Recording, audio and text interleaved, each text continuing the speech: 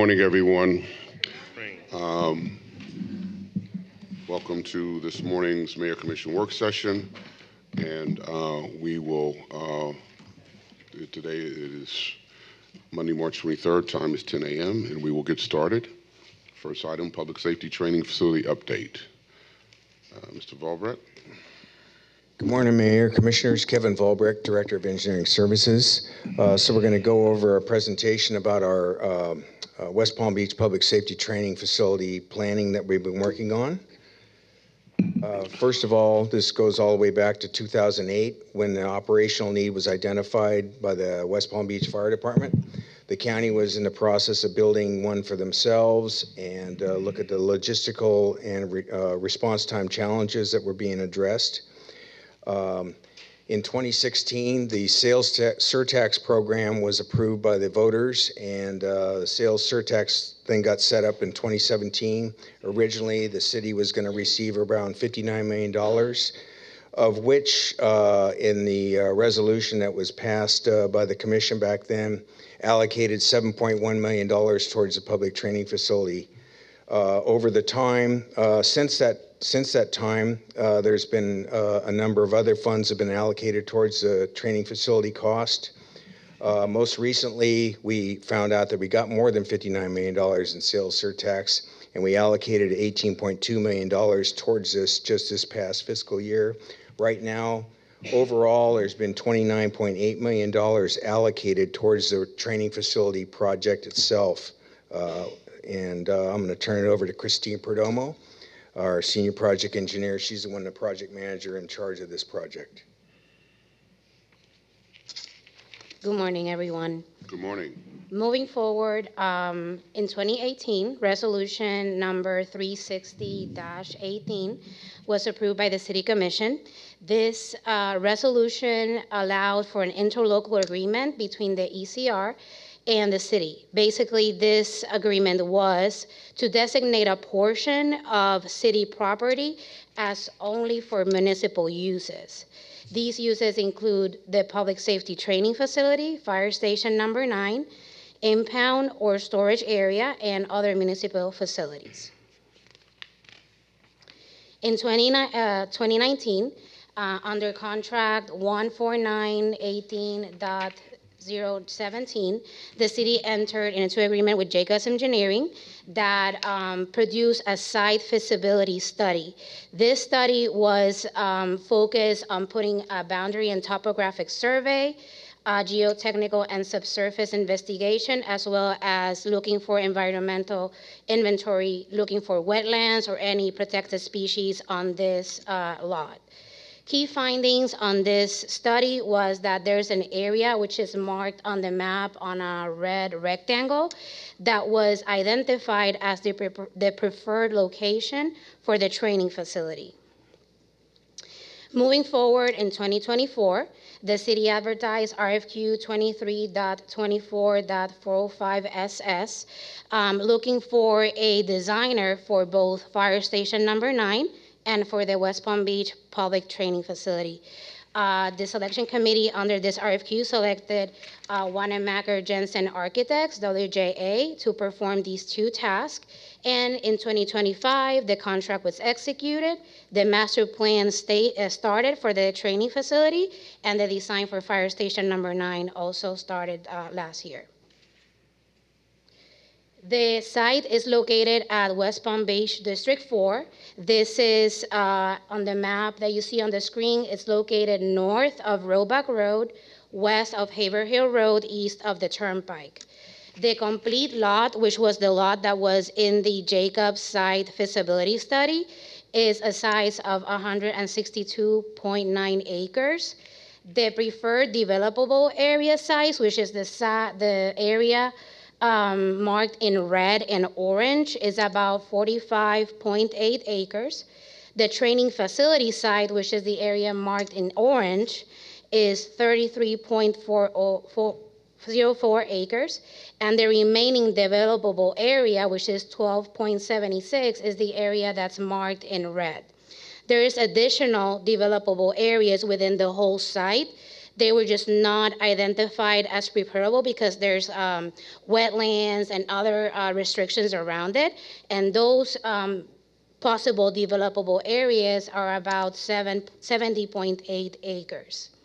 Adjacent to the training facility, we have on the west side the ECR wastewater facility. On the east side, on that corner on the right-hand side of the screen, is the existing temporary fire station number 9, which will also house the permanent fire station number 9 at the same location. And access points to the training facility side are on the north side. We have Ernest Street, which is a small local road that connects Haver Hill Road to the ECR, and Roebuck Road on the south. This area is currently zoned as utility and single family, so a large-scale comprehensive plan amendment and a rezoning to community services is going to be required in order to start the construction.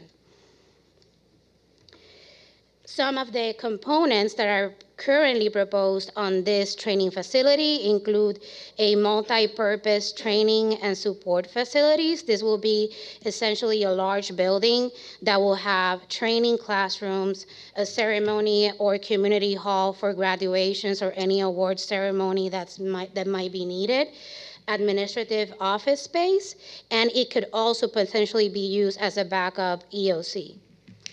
The next facility proposed is 2 logistics buildings, one for the police department and one for the fire department. These will be used mainly for storage of specialty vehicles or any sensitive equipment that they might be needed for.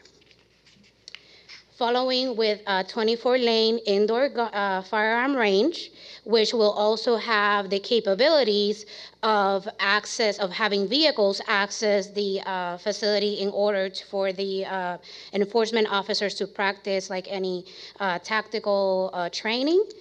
2 fire training towers for rescue training, and a burn building for live fire and rescue training. In addition to that, there's also proposed driving course, technical rescue team training area, and hazmat training area. The uses for this driving course are going to be for emergency maneuver training, police pursuit, apparatus maneuvering course, and also might be used for our public works, code enforcement, and parking attendants in case they need to practice with the big, large sanitation vehicles. In addition to the driving course, there will be a pool for dive and water rescue training, and a garage that will have an adjacent gym for physical readiness space. Some of the renderings that you see on the screen are some proposals of what it could look like. This is the first floor of the gym area, And this rendering over here will be like the second floor of the gym area. As part of the master plan, WJA submitted a rough order of magnitude estimate. This is a very high level estimate of what the construction of these facilities could be. So you have here a list of all the facilities that we just discussed. So right now, the construction costs only, not including any design fees, could go up to around $60.3 million. As previously said on the previous slide, current funding identified is around $29.8 million, which we have also already expended some of this money on the site feasibility study that was done, the temporary construction of fire station number 9, the design and construction phase services for the permanent fire station number 9, the master plan and the schematic design, which is the one that we're currently going through. And the last number you see over there is the 60% cost estimate of the new fire station number 9. So that leaves us with around $14.8 million. The training facility gap at this moment in funding is around $45.5 million. So due to the scope and the cost of the full training facility. This project is planned to be constructed in phases, and the phases that have been elaborated are going to be mainly focusing on the immediate needs of both the fire and the police department.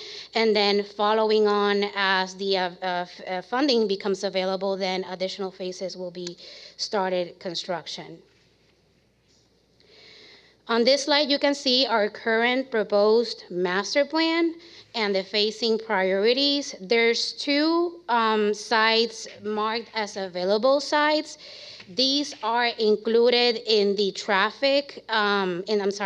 in the training facility area, but they're just sites that are available for any future phases or any future development we want to include inside this facility. The first phasing priority that was identified is the driving course, TRT, and hazmat training area, which sits under that number 1 area, is that big, large area in the center that has the TRT and the hazmat areas over the west side. The second phase priority is the logistic building, which are the 2 buildings that are located on the north side. Number 3, indoor gun range, which sits just on the west side of the area where that number 3 is, just north of the driving course.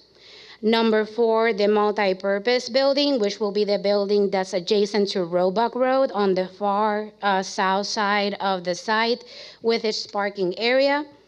The training towers are both located just south of the driving course where that number 5 is on the screen. Number 6, burn building, is located north of the driving course, just west of the indoor gun range where that number 6 is. And the garage and the pool, which are both located on the southwest corner of the site. Currently, we're on the master plan and schematic design. This started, as mentioned, in summer 2025. We still have to finish the master plan along with the rezoning and the land use change of this area. We do have current funding to start the design and the construction for the driving course, the TRT, hazmat area, and we might have some funding to start the design of the logistics facility. These 2 estimated completion time is between 2028 and 2029. Future phases after that will include the indoor gun range, multi-purpose building, training towers, burn building, garage, and pool, with an estimated build-out through 2035. Now, these phases might be combined, of course, if funding allows it. That might accelerate the construction of the whole facility, and some of these phases can also be reprioritized if some of these needs or funding come available that we could potentially do that.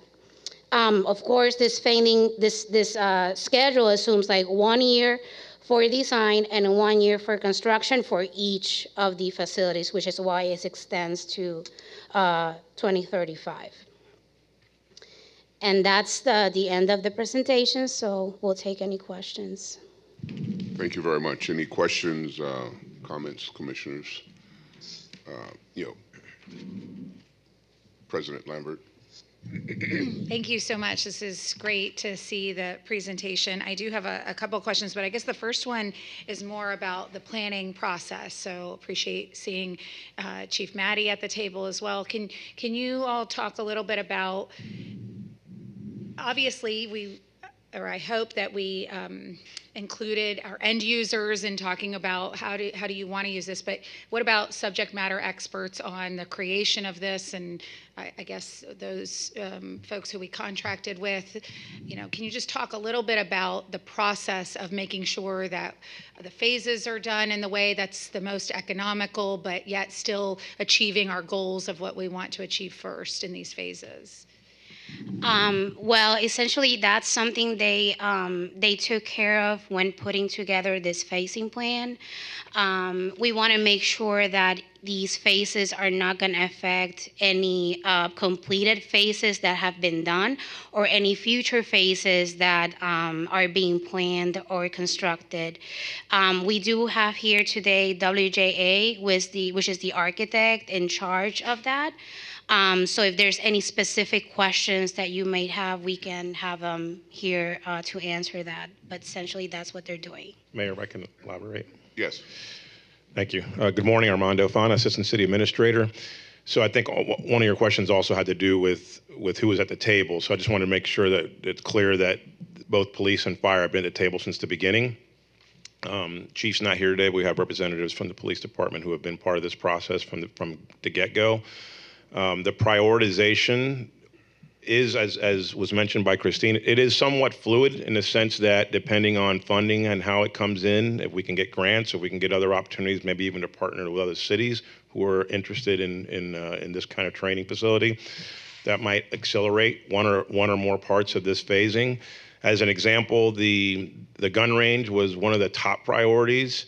It's now the third priority, and it may drop further depending on how things go, because we're redoing the range at the existing police station, and we're investing a lot of money into that. So priorities could change as money become available or as different circumstances become available.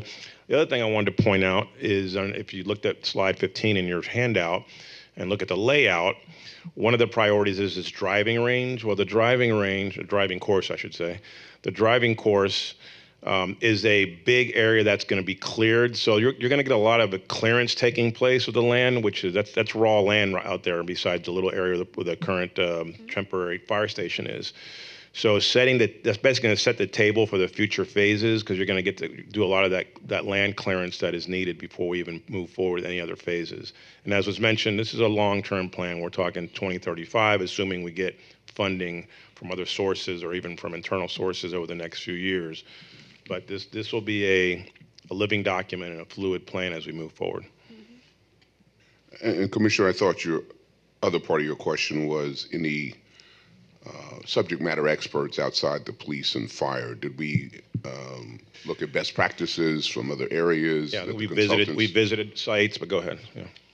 Yes, actually, the architect that's working on this project did design many training facilities here in South Florida and also in North Florida. So when this RFQ was out, we received many responses. It was like 12 proposals, all very, very well qualified, but essentially found out that this specific firm has a lot of experience on both fire stations and also on training facility and enforcement facilities. Great, thank you. We are also looking under all the sofa pillows to see where we could find money, including state and federal. I've asked police and fire to talk to their counterparts over on the island to see if we could kind of match what their priorities are, at least understand what their priorities are. Because perhaps we can make the business case that we get contributions from the federal government, since a better trained town of Palm Beach Police and Fire Department would certainly benefit those who have positions of authority in the federal government, and perhaps that might loosen up some funds. So we're trying to get creative and see where we could find as much money as possible as quickly as possible. Commissioner Warren. I think you anticipated that question. That was certainly what I was getting ready to ask about. You're trying to say I read your mind? Yes, you did. Are you afraid? That's a scary thought. It's scary. It is very scary. This is a very important project, and I'm grateful that this is something that we've been looking at for some time, and that we are smartly looking at doing this in phases. I just want to be clear, and thank you, Mayor, for your comments. that we knew early on when we estimated the cost that it was going to be approximately $60 million. And at that time, we had approximately half of those funds, and we have utilized half of what we had reserved for this project. So my question was going to be, where are we looking for funding? Are we looking to partner? So, Mayor, thank you very much for proactively answering and responding to that. But I just think that it's very important that we do recognize that when we had this original conversation and it was approved, we knew about the funding gap at that time and moved forward. But let me add something on the funding gap, because this project was, or at least the allocation of the dollars from this penny sales tax was conceived, what, 5 years ago, 6 years ago, something like that, or even more, longer than that. Almost 10. Almost 10 years ago. So obviously the construction costs over the last 10 years have dramatically increased. So I don't know that it was conceived at the time that it would cost this much, but we are where we are. And so we're going to have to, as the mayor said, look under every pillow and under every mattress to try to find what we can. But again, this is a long-term project. We're not looking to build this thing in the next 2 years completely. We're going to have to go in phase. That's why we were adamant when we started going down this path. Once we knew what the costs were, we're going to have to be smart about how we phase this out and try to maximize it, and maximize the flexibility of the spaces as well. We didn't really touch upon that, but when we worked with, particularly with the police department, but also fire, and as we saw our need for space when we had to do this renovation of the police station, this will give us some redundancy and be able to move certain functions of police, whether it's even storage or some administrative office space or a backup EOC. It gives us redundancy so that we have more flexibility as needed when things come up. Any other comments, questions? President Lambert? I did want to ask about the redundancy of the EOC, but my main question is about the budget. But so will this facility be built to the same standards of an EOC? Is that what you mean by a redundancy? It would be built towards whatever the Florida building code requires as far as the wind ratings and things like that. So it would probably be at least like a category 4 buildings, I would imagine, because of the type of facilities they are, the requirements to make them to be able to withstand the storm wind surges is something that's going to be required. So yes, it would be. Okay, great. So my question is just, maybe it's just a clarification that needs to be made. On slide 13, at the bottom in the pink cells, it says training facility funding gap of $45 million. That, when you say training facility, that includes the Fire Station 9 as well. So when we say training facility, we mean the whole campus. Correct, yes. The Western Public Facility included a Fire Station 9 and the training facility when it was first conceived. Okay, great. I just wanted to make sure we knew what our funding gap included. Yes. And back in when the $7.1 million was allocated, and that wasn't going to cover a whole lot, we did need to go do some stuff to prepare for building a training facility eventually. That's why we did the site evaluation, and we also had to prepare the site for the temporary Fire Station 9, and the county was rebuilding Roebuck Road at the time, and we incorporated into their cost to add the utilities like water mains and all the utilities that would be run to facilitate a future training facility in this area. So we tried to get things taken care of as much as we could in advance until we could get a firm on board to do the planning study and all that kind of stuff. And so now we're ready to go. We just need to get enough money to be able to do all of it. But we are going to be starting on this probably in the next year. Great. Yeah. I just want to add one more thing regarding the funding. Currently in the contract with WJA, we do have a grant specialist that's looking for any type of grants that we could use. Unfortunately, there's not that many grants for new construction, but there's some grants that we could go for equipment or training. It will not be 50% of the cost, but we're certainly looking for that right now for Fire Station number 9. And the plan is, as we move through the design of these components, we'll do the same exercise for each of these components. And thank you for bringing this to our attention, even at this relatively early stage, early in terms of finding all the money.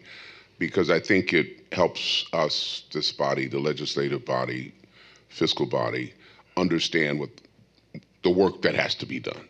And I like the fact that it's so well thought out. It is in phases, but we aren't waiting until the last minute to, try to, we're not scrambling to try to get a plan together. This is a very well thought out plan, and will serve as the bar that we need to achieve as we move closer to getting this project done. So thank you for all the thought planning that has gone into it thus far, and for bringing it to our attention at this stage. And Mayor, one footnote on the driving course not only would serve police and fire, but also public utilities and sanitation, because they're running out of places where they can do maneuvering training as well, because they have large vehicles that they have to train with. And we used to use the old golf course, which is now no longer available for us. So it's going to help multiple departments. Commissioner Peduzzi. Yeah, thank you for doing this presentation today. I think that this is a project that's long overdue, and I know there's a lot of moving parts, and we're dealing with police and fire and potentially partner agencies, and I would just encourage us to look for as many funding sources as we can through those grants, but also, as you mentioned, the town of Palm Beach, they're traditionally they have not wanted facilities like this on the island because they have limited space and the value of their land, and even their public works is here in the city. And so I think it would make sense for them to want to partner in some way with us on a public safety facility that's not on the island. I mean, reasonably, it would be in West Palm Beach. So if we could look there, they have a very strong fund. As ours is growing, theirs has been growing for 20 or 30 years, and maybe they can assist with that. And then I would just ask that we look to the future also. And the problem I see with this is that it's a 10-year project span potentially, and we don't really know what the city is going to look like in 10 years. We have some ideas that it's going to be bigger and better, but that's a long way out, and so we need to figure out as best we can, what the needs will be then. And we may even need more space. At that point, we're redoing the public safety facility that we have here downtown.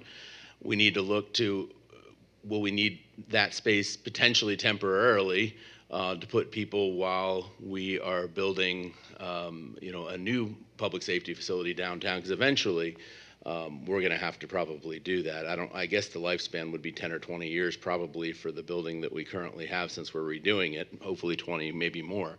But as long as that we're looking with that foresight as to the space that we may need in the future, even to temporarily house even more of our administrative offices and all that, I think that would be important.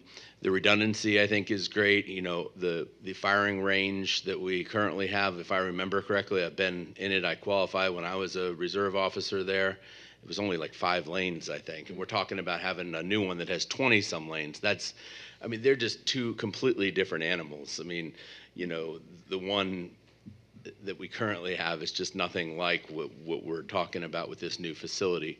But thank you for bringing this to our attention, and I'm looking forward to hopefully getting this done sometime in the near future. Any other questions, comments on this item? Okay, thank you all very much for the presentation, and carry on. Item 2, property tax legislative update. Rothenberg? Good morning, Mayor, Commissioners. A quick update from the legislative process on the ad valorem tax proposals. None of the proposals that were put forward by the House and by the Senate in the legislative process made it through both, and it had to do that in order to move forward. So what the plan has been and what the talk is, as you all may be aware, there's currently a special session that's scheduled for April 20th through the 24th, and they're specifically going to be talking about redistricting. It's a possibility that they extend that or add additional topics to discuss at that special meeting. But more likely, and what the chatter is that there will be a special session for non-ad valorem tax proposal to be completed at, with the governor's suggested proposals, which I don't know what they are at this time. But through the process, I think there was a lot of talk from the governor's office that the proposals that were put forward were not what he had in mind. So we will see. What we do know is that it's probably going to be after the end of the redistricting special session, which is April 24th. And what we also know is that whatever proposed joint resolution comes out of a special session will have to be completed by August 7th in order to make it to the ballot for November. So you will have a final on or before August 7th on that issue. All right, thank you for that update. Any questions? Okay. Item 3, fire assessment potential increased direction. Ms. Souffrant? Good morning, Mayor, Commissioners. Bridget Souffrant, Chief Financial Officer. Over the course of the last few budget development, Mayor Commission work sessions, we've had some conversations around fees. More specifically, we've dived into the fire assessment fee. At your last work session on March 9th, we had a presentation that covered the 2019 update to that fire assessment fee. During that presentation, we communicated that that study allowed us to take the residential fire assessment fee rate from $100 up to as much as $231 if you so chose. So we are here today asking if you would like any additional conversation on that and looking for direction as based off of the timing. If you look to increase that fee in any way, we have additional communication that needs to go to the public and additional meetings to have that process in play for the fiscal year 2027 budget. As a reminder, if we went up to the $231 and the corresponding, whenever I refer to the residential rate, the square footage rates also go up by a set amount. But that would, the max fee would bring in roughly $9.2 million in additional revenue. And I also know during our previous conversations, the number of $150 was thrown out. And if we raised the residential rate from 100 to 150, that would bring in an estimated $3.1 million of additional dollars. So we are here looking for guidance from you all. Thank you. Commissioners, you recall this kind of came up in the context of we were doing kind of a worst case scenario if either of these property tax proposals were adopted, trying to figure out where we could find additional monies. Based upon the last report from the city attorney, that's still kind of up in the air. We don't know what that world looks like. So I guess a question is, do we try to be proactive and get some more money in the coffers in anticipation that there may be some kind of reduction of property taxes, or do we just wait? And then I know that there's been some discussion about perhaps reducing the millage.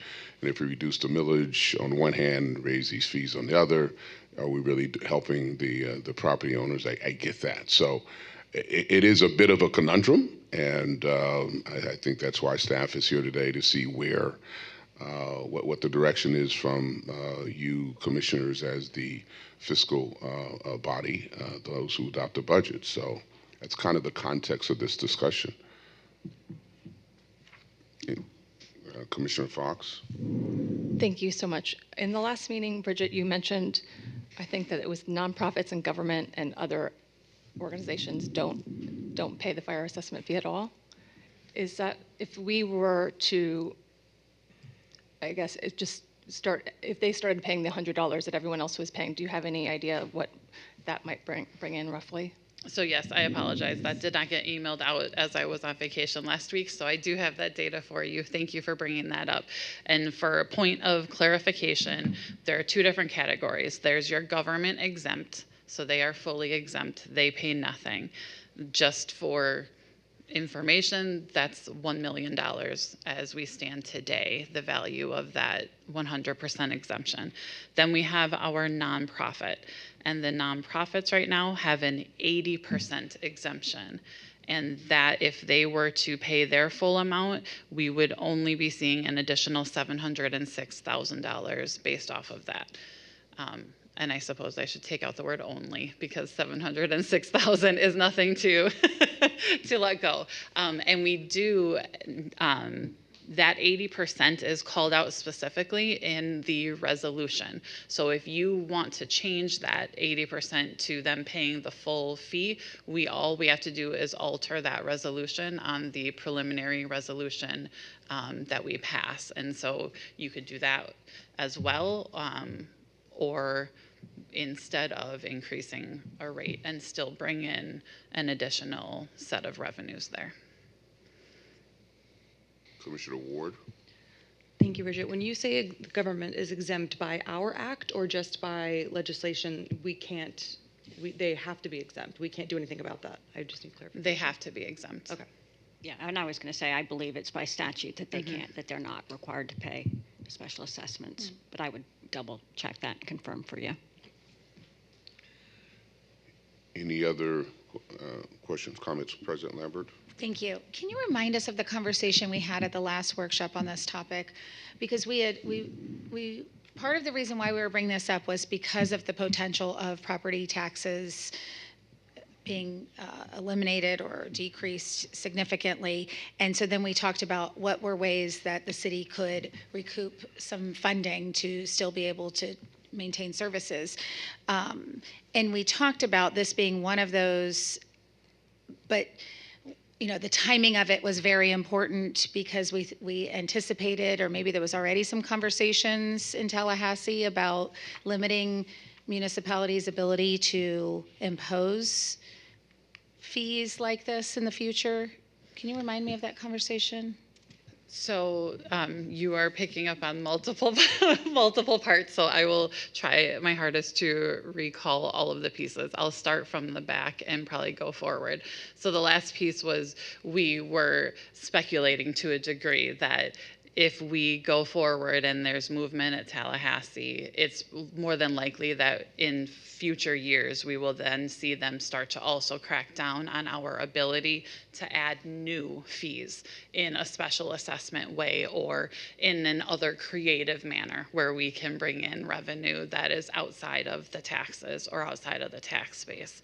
So looking at your fire assessment fee, generally they tend to grandfather in. If you have an existing special assessment, you generally are grandfathered, where you can continue with the study and making the business case on why you can increase the fees.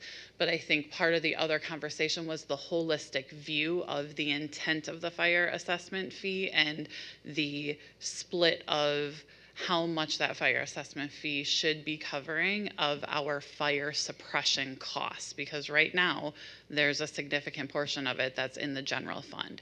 And so Commissioner Fox had also brought up the question of, if we increase the fire assessment fee rate, do we have to provide something new, or does it need to be relative to something else that we can publicly say? And it may be easier to publicly say that, but factually, no, we do not have to, because our data makes the case that as of right now, the fire assessment fee could go up to, as our 2019 numbers, not even our 2026 numbers, but based off of 2019, it could go up to that $231, and that could give some general fund relief. So I think I hit your multiple pieces.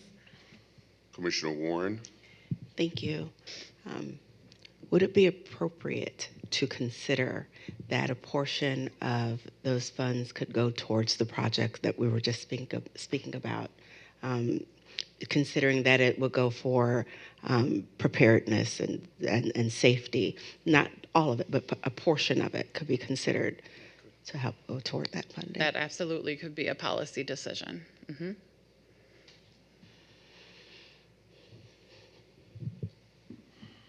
President Lambert. I apologize, I didn't ask this in advance, so you might not know the answer, but when we increased this one previous time, we had heard from a lot of the community about the concern of the cost. And so we had asked that the fund, a certain amount be set aside to help with individuals who might have one-off cases of hardship.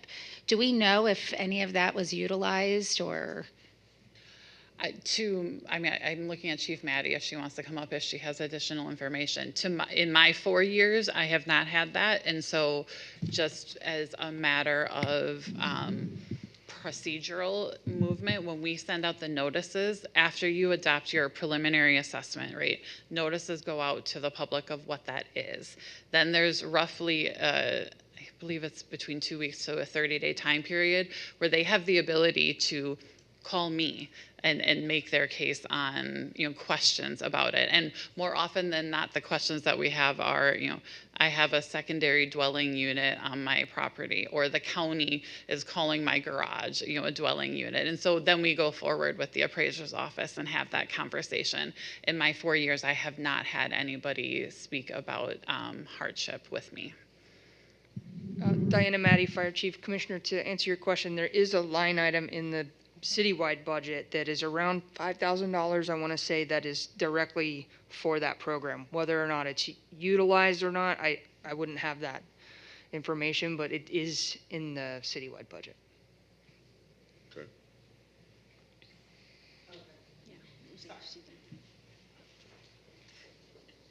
Jade Green, Director of Housing and Community Development. We also have a program in the HCD department serving our seniors that provides up to $600 for the assessment fee relief. 600 per household? 600 per senior, yeah, per household, yes. Interesting.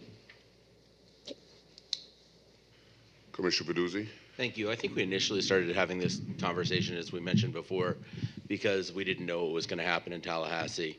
It looks like that may not happen immediately, or I wouldn't say that, because the purpose of the special session is to do what they were unable to do separately, jointly. So they'll be called in jointly.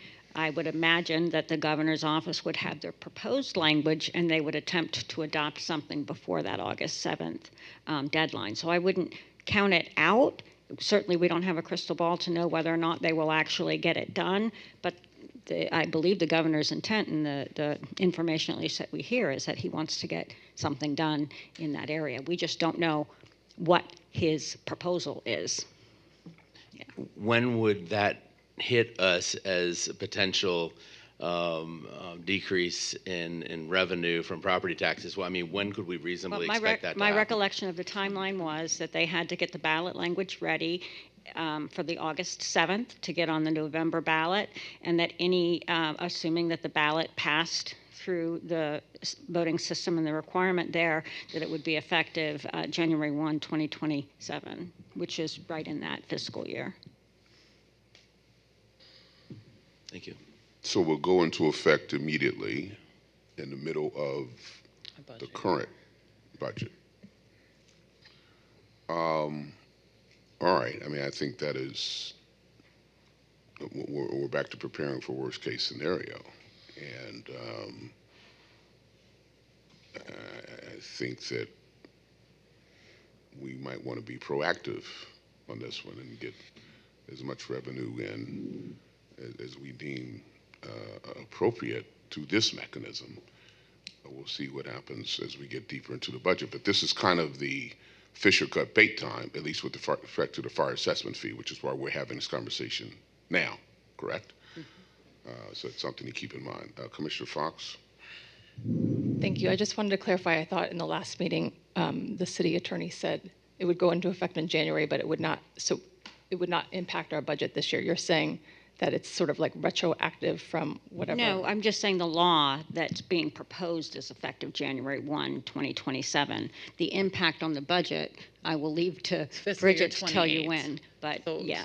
So we have fiscal year 28 budget is when we will see the reduction in those values and the tax base or the revenue coming into the 28 budget. Because the fire assessment bills would have already gone out for the current budget year. I mean, the budget year we're working on now, correct? Correct.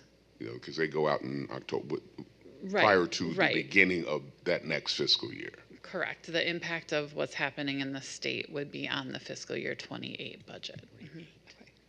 All right. Commissioner Ward, then Commissioner Fox. Thank you for that clarification, because I think it seems to me then if we do have this buffer of this year, that we do actually have time to then vet this potentially even, I know the first conversation we had, there was discussion, do we get a new study? Do we stick with these numbers?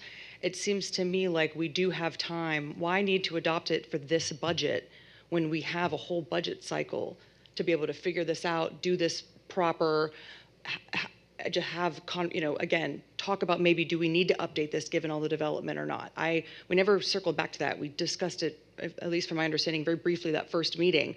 We didn't discuss it the last meeting. So to me, if we have that this year as a buffer, why not vet this well and present it to the public? Because I remember as a resident, everyone was upset. The 50 to 100 impacted people. And we started this conversation talking about actually alleviating people's wallets, not adding to it. So we're going to add to it, and then potentially we still haven't talked about what we're doing when it comes to our overall tax rate. So to me, I'm not ready to move forward with that based upon the timeline that we actually do have.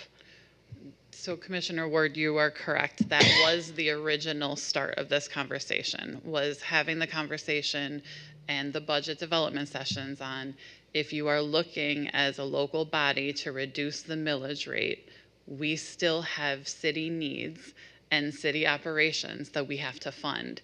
And so if we reduce the millage rate in fiscal year 27 and we do not bring in additional revenue sources elsewhere, where are we going to reduce operations? And are we harming ourselves a year before potential doom from the state of what's coming or what could be coming a year from now? So we were trying to help the commission to look out the next 2 years, because if we cut our tax base and the millage rate here in fiscal year 27, we still have operations that are going to be affected by that millage reduction. And then we're going to be affected potentially in fiscal year 28 with even deeper cuts. So it was the holistic conversation of the revenue reduction, or the tax rate reduction. Where else could we increase revenues? So that was part one. And part two, I believe at the 9th, the conversation was, we know an update to the study will more than likely show that we could go even higher than the 231 that the 2019 study said. So let's look first at, are we going to move forward this year with an increase or not? And then as we get a little bit deeper, we can then make the decision of the study for next year. So it wasn't off the table, but it was kind of paused. Well, can we maybe get some low-hanging fruit and reach consensus on whether we should do the study even for the upcoming year? It may be premature to have that conversation, but at least get that on the table. We do have to start the study in October, so. Yeah, so we need to, can we at least make that decision that we should do a study for this in the upcoming year in terms of direction to staff? President Lambert and Commissioner Fox and Commissioner Ward. Thank you. Can you remind us the 2019 fire assessment study that we did and the amount, I don't know what it's called, the billing rate or how did they get to that amount? And I think you reminded us it was 231, but we're just discussing 150. I mean, and how does that study work? What's the process for that study? Would we anticipate the possibility of that coming back lower than it did in 2019? Highly doubtful that it would come back lower. So they look at 5 years of your funding history specific to fire suppression, and then there's a calculation with call volume and the types of calls that were run. So it's a combination of the types of calls, where they were going, and what service was occurring, and then compared to the 5-year average of the budget. That was where the calculation comes up that the 231 based off of 2019 5-year data up to that point, which we've grown significantly since then. That's where the 231 came into play. The 150 was simply that in that presentation from March 9th, Sandy had provided just escalators if you decided to incrementally go up. If you didn't want to go to the full 231, what would it mean if you went to 150 or 175 or 200? It was just incremental displays of what that would look like. And if I can, to help a little bit, when we adopt a special assessment, there's certain legal requirements in order to make that assessment be lawful. And one of the things is, what is the methodology that you use to come up with the fee that provides a specific value to each property? So what they're doing is setting the fee gives each property owner this dollar value. So if you go above it, then your fee would be unlawful, but below it is okay to do, but knowing the maximum benefit to each property, because each property has to benefit from the assessment that's imposed. Thank you. And based upon the discussion, when the consultant was here walking us through, they used a judicially approved process when they did their study. So the question is kind of understanding whether, again, I call it low-hanging fruit decision for me, but anyway, whether we should at least authorize staff to do a new study. I saw some additional. Jose Luis, did you want to pipe in before we hear from? Yes, Mr. Mayor. Jose Luis Rodriguez, Assistant City Administrator. A couple of points on the discussion. If you do authorize a new study, that does not preclude you from making whatever adjustments you feel are necessary for this study, especially since it's highly unlikely that a new study will show a decrease. But the other point that I wanted to remind everyone of is part of the reason why this item was teed up for commission and mayor's review is because it really hasn't been comprehensively, the issue of the fire fee and what it should be hasn't really comprehensively been discussed with revised policy direction by the board since it was raised in 2019, fiscal year 20. And independent of whatever happens with the legislature, even if best case scenario, no type of property reform passes, part of the reason why this has been teed up is because you still have some budget realities that will not change and haven't changed historically, which is the fee hasn't been reviewed since 2019, and you have these competing interests of the contractual cost increases that the city faces every year usually outpace our property taxes. So things like health insurance, liability insurance, workers' compensation, contract escalators because construction and maintenance and repair of equipment goes up. Those items still tend to outstrip the property tax gains. So you always have that situation every budget year where you're trying to balance the budget and what do I cut to balance it. The other factor that you've got is that you are considering doing a millage reduction, and that will also have an impact to your ability to balance the budget. And that's why this item was teed up. And the final issue is today's agenda was the perfect example. You have item number 1 that was discussed with the public safety training facility, where you already know you're going to have a $45+ million deficit in funding that if you want that facility to become a reality, you need to look at how you balance that budget. So, and I know that there's many other budget priorities that the board has that they want to fund across the city.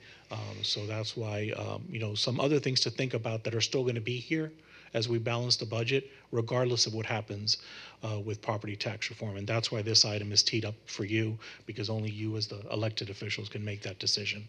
And again, it's teed up now because there's certain deadlines with respect specifically to the fire assessment fee, which is why we're having this discussion kind of outside the context of the broader discussion as to the budget impacts of a millage reduction.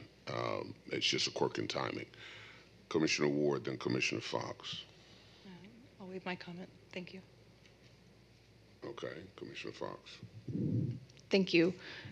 I guess when I'm thinking about the worst case scenario, if this ends up on the ballot in November, I would assume most people are going to pay to have no property taxes. And so I think this is a tool for us to consider in the future, the fire assessment fee, but it's not going to be enough to cover everything. So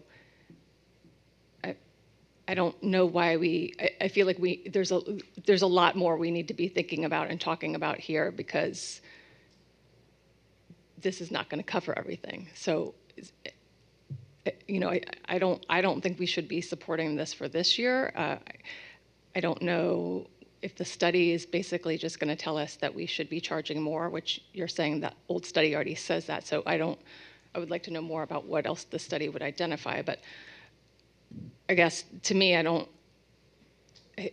think this is the reason people are going to be voting yes on this ballot initiative if it comes to them, because they're not relying on their government to do it for them. So it's going to be painful for us. We're going to have to start looking at ways to cut our budget if that happens. But this could be a tool for the future. But if you're saying that we're not going to need it for this next ballot, this next budget, I feel like we need to start just looking at other alternatives of how we're going to look at either cuts in the budget, other things that we can be talking about for the worst case scenario. I don't think we should be moving forward with the fire assessment fee right now as an increase. That's just my thoughts. Let me ask a question. Maybe this is legal, and we may not have the answer to this. From the issue of whether increases or the amount of the fire assessment fee can be grandfathered, we won't know that until they finish with their session. In other words, if there is a move afoot to reduce or eliminate property taxes, do we have a feel as to whether that would also restrict a body from increasing fire assessments? And if so, from the issue of whether or not the amount that you have in place could be grandfathered, when would that have to be decided? Or would that be part and parcel of what's going to be discussed at the special session? They may well talk about where replacement funding for the loss of the tax revenue comes from, but my understanding of the ballot question would likely be limited to the ad valorem taxes, because it's a constitutional provision that they're changing that deals specifically with the taxes. Doesn't mean that they can't also legislate to change statutes as it relates to special assessments, but I believe it would be on separate legislative functions and the way they do it. It wouldn't be a ballot question for the assessment. It would be a statutory change. All right, Commissioner Peduzzi. So correct me if I'm wrong, if we were to talk about doing a new study, really a new study, the only thing that's going to do is potentially increase the ceiling for what we can charge from 238 to maybe something higher than that. The study's really not going to help us decide whether we need to charge more or not, or does it, because it incorporates the fire suppression cost? I mean, what is that study going to do for us? The study by nature isn't going to do anything except give you data, because the data that we are looking at, the budget has grown significantly from the 2019 data to the 2026 data, based on, I think it was almost 56 firefighters that were added into the department in that time frame from the last data that study used to today. So that study is just going to analyze our call volume again and the runs and make sure that it's consistent, as well as then our budgetary data, which that scope is very different than 2019. So it will, yes, give us a new ceiling of where we could go, and of showing the split of how it really should be focused between fire assessment and general fund, because the general fund, your taxpayers are sharing a different level of a burden with that. Follow up, Mayor? Yes. So I wouldn't be opposed to getting that study done just so we have it for the future, because we may really rely on the possibility of having to increase the fire assessment fee at some time. similar to Commissioner Fox, I'm not sure that now time is of the essence and we have to do it right now or we're never going to be able to do it. It sounds like we might be able to do it next year, but I think the study just makes sense because it's going to take some time to get it done, but then we'll at least be in a position to have that when it really comes down to, time is of the essence next year. We'll have more information. Commissioner Ward. How much is the study going to cost?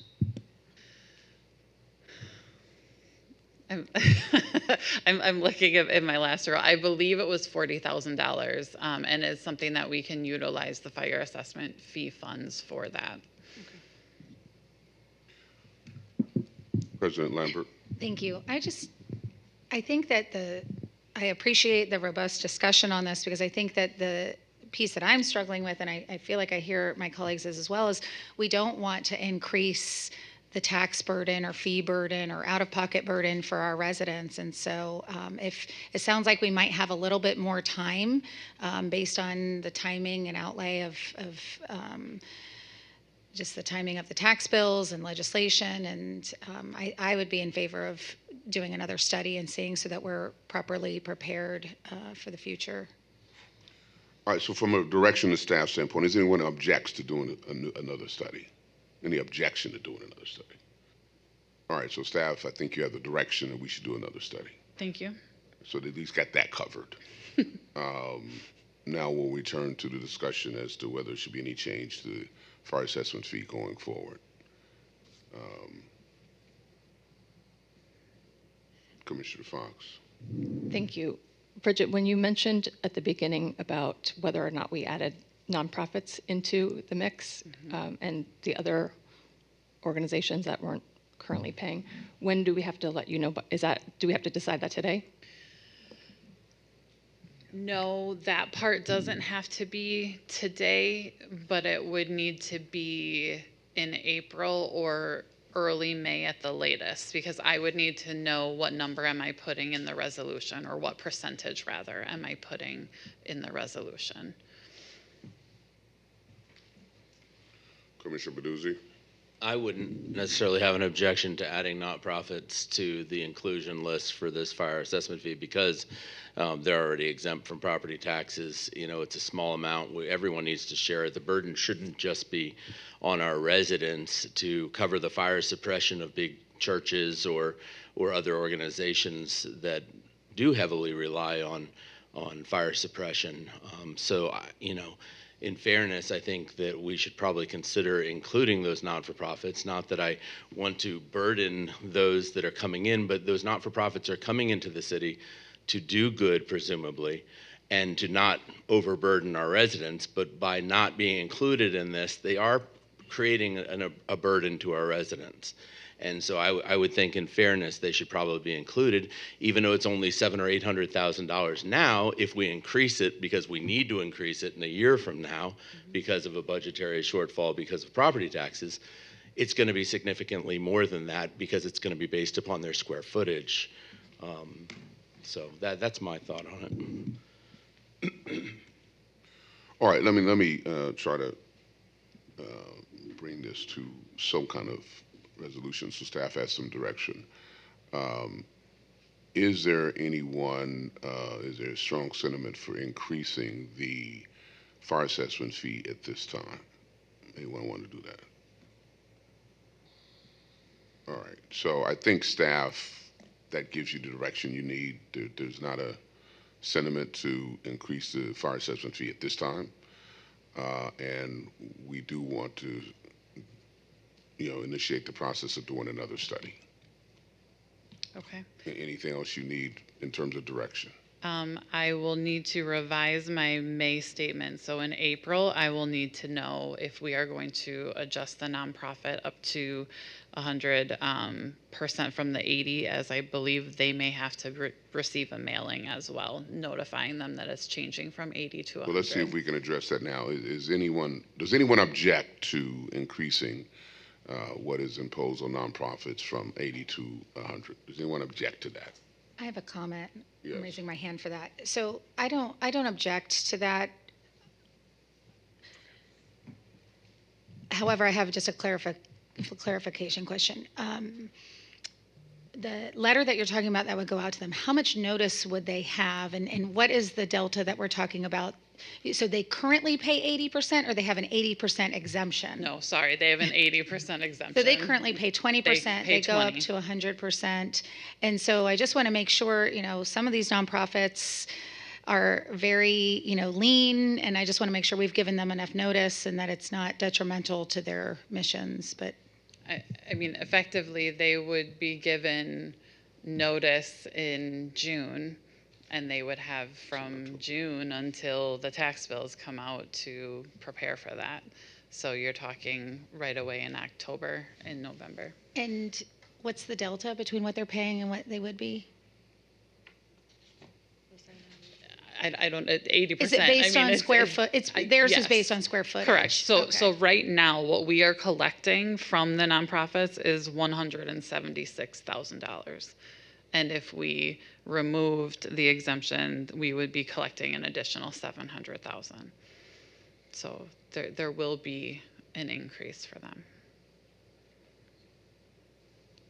All right, so I'll repeat the question. Is there anyone who objects to making that change? Commissioner Warren, you object to making that change? I object to making the change.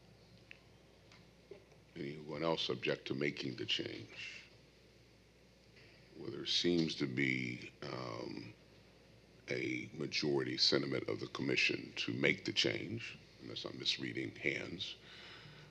So we can address that now. So we'll do a new study.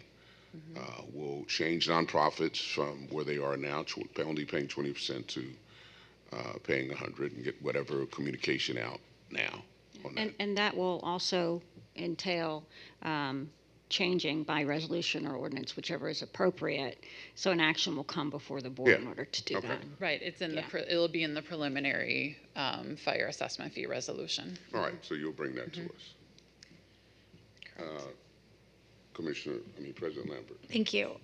Similar to just our discussions about senior citizens who might struggle to have an increase in this, I would love for us to look at, would some of these very small nonprofits that, take no additional administrative fee for themselves, maybe they work solely on volunteers. We have a variety of nonprofits that serve this community who are housed in West Palm Beach, some that make multiple of millions and some that have, very lean budgets. And I would just ask that we look at that, and should some of those $5,000 fund, line item that we have be able to support them if they met certain criteria. And I guess that could be part of the budget discussion later, when we start talking about line items and different departments and stuff. So it wouldn't necessarily have to be part of the resolution for the fire assessment fee. That could be a discussion that's had when we start getting into the nuts and bolts of the actual budget, where such a fund would be located. Commissioner Peduzzi. Presumably, if they're a small not-for-profit doing, good work, but on a very small scale, they probably don't have a huge building that they're going to be paying a large amount of money per square foot. Agreed. I think that this is really, the impact is going to be focused on those large facilities, those large buildings that have the wherewithal, especially considering they don't pay any taxes, property taxes, to be able to pay a fire assessment fee. It's not an outrageous fee, especially if we don't increase it. It's reasonable. I think on my law office, I paid $150 or $160 for 1,500 square feet or something. It wasn't outrageous for a year. It's not something that even a small not-for-profit, if they have a small space, wouldn't be able to absorb, in my opinion. Commissioner Warren. I'll withdraw my objection. Okay, so it looks like there's unanimous consent to move forward. Anything else, staff, you need direction on this particular item? Just want to make sure. No, Mr. Mayor. Thank you very much. Okay. Thank you. I don't have anything on the mayor's matters. Anybody else have anything for the general good of the order? Commissioners? Okay, don't see anything. All right, so this meeting is adjourned. Thank you all very much.